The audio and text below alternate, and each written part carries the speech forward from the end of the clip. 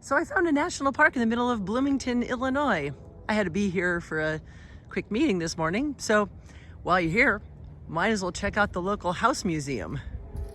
Love this place. It was a judge in Abraham Lincoln's time. This house was built in 1870, which is, of course, after Abraham Lincoln's time. What a beautiful piece of Second Empire architecture. Here's a view of the front of the house. Is it me? Or does it look exactly like the mansion at the beginning of the credits for Scooby-Doo, the original cartoon?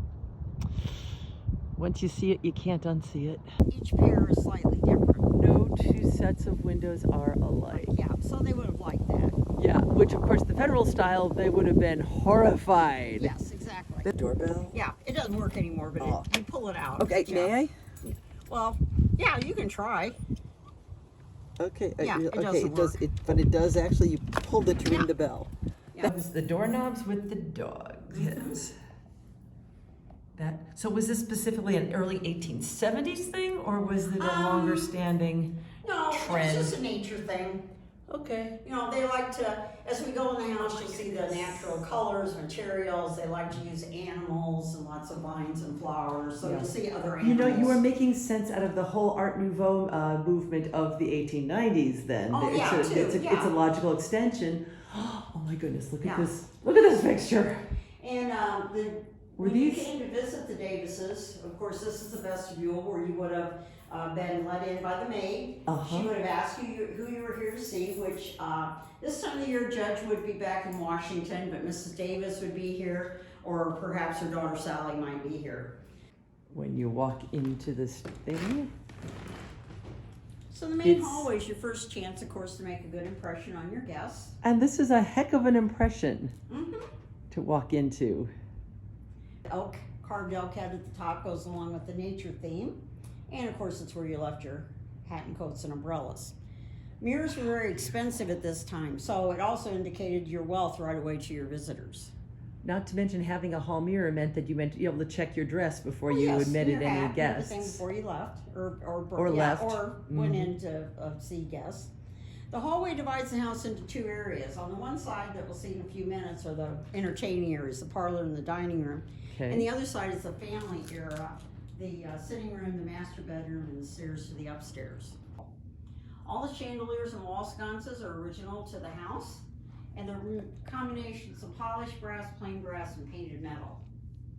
Now, to the Victorians, gas lighting was very bright, but we keep it at the level of gas lighting, so on gloomy days you can appreciate it's not really that light.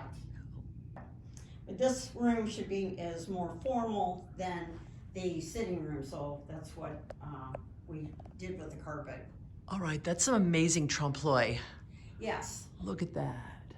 August Becker was the painter who originally painted most of the rooms, and this is a copy of the original ceiling. This house is really an amazing reflection of the Industrial Revolution. Mm-hmm. The Mrs. Davis wanted to be as modern and convenient as possible, so she has all the most modern things that, of course, only wealthy people could afford. Ooh, and a back door here. Yeah, this door goes onto a side porch Of course. Off the parlor. Okay, I know we're in the dining room, so I shouldn't be surprised to turn around and see some amazing piece of dining room furniture. But Yeah, we have two sideboards. This sideboard would have been new at the time the house was built. It's a Charles Eastlake design. He was an important designer at the time. Again, the mirrors show off your dishes, but also indicate this was expensive. The marble almost matches the fireplace. And of course, you store your dishes that you want to show off, and you can store silverware and table linens in the bottom. And my favorite here is the pickle jar. You keep pickles in the jar, and they're little tongs to get it out of the brine. So I like that. The pickle jar in its own stand. Yes. The caster set twirls. Each Yeah. one is on its own little axis. Yeah, now that's a more Gothic style. It certainly is. And it did not belong to the Davises. Somebody gave it to the state, and we were the most appropriate place to get it. So, Hey. but it's something they might have had, from an earlier era to bring here. Chips to keep it fresh. And when you weren't Celery. serving it, you made sure you kept that celery base on display so people knew you did have celery on occasion.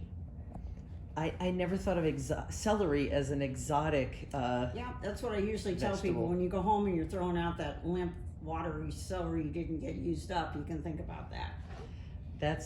So that means that celery sauce was a thing. That was Yes. also I just thought of it as it's a flavor we don't have now. Yeah, no, they actually- they serve cream celery or celery sauce of some kind, so it was something important. And of course, being from Massachusetts, Mrs. Davis liked oysters. Once the trains came through in the 1850s, it was very easy to order oysters to come out from the East Coast. Oh my goodness. And in fact, so much that there were at least 2 oyster bars in town. That Mr. Piquenar, the architect, every home he designed had a downstairs bedroom in it. Really? That's really forward thinking. Yes. So this is very plain and restful for a bedroom. Mrs. Davis has her portrait over the fireplace, and she was a rather petite lady. We have closets, but we also have indoor plumbing. That's Water original. closet. And here we have a sink and then a bathtub with a shower, a flush toilet, and a sitz bath. Water for the bathrooms comes from a holding tank in the attic. 2 men will go down to the basement where there's a 2-man pump on a well, and they would pump water up to the attic holding tank. Then by gravity, that fed water to all the faucets and also to a boiler that provided hot water out in the kitchen. We'll see that later.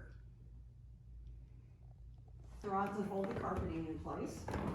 The carved, I can't think what you call the front part of the riser? The front I of every think so. stair is carved beautifully. And the spindles on the rails are just to die for. Oh, the side of the stair too. It's spectacular. And now I'm gonna go home and look up all the parts of a stair because I can't think of the words. This was Judge's, of course, study and library, and then their son George used it as a home office. George was a lawyer, but he didn't practice law. He managed the family investments and real estate. Judge made most of his money through land speculation, obtaining land when it was cheap in depressed times and reselling it as towns grew. At one time, he owned part of what's now downtown Chicago, when people thought Chicago wouldn't amount to anything because it wasn't on a major river. And then they took a while to realize the Great Lakes worked in the same way. Parlor bed chamber, we're directly over the parlor downstairs, and this is for your most honored guests. So you see the same kind of Renaissance revival furniture, and a very nice view out the front of the house. And what you were saying about how she liked bright rooms Yes. is... She's very much into plants, as we'll see later, and both inside and outside, and she wanted everything to be light and airy. She had a large family back in Massachusetts, so we know a lot because she wrote her sisters and friends back there. Look at the detail on the curtain.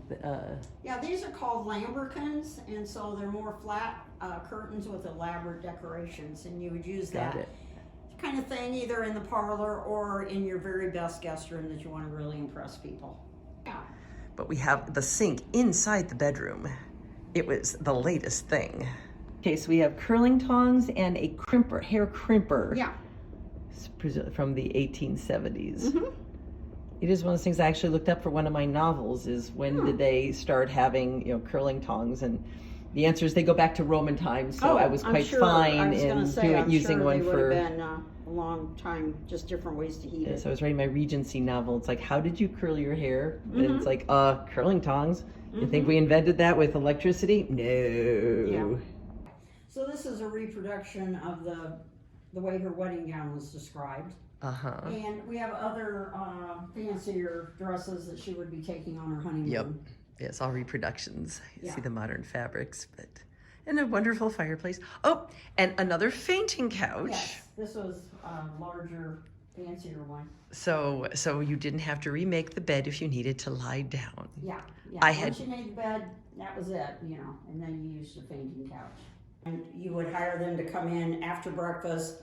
They'd work all day. If you give them lunch, they would go home before supper. So when Mrs. Davis knew she was going to have a lot of company, or it was time for Christmas parties or canning or spring cleaning, she would line up the ladies that she liked.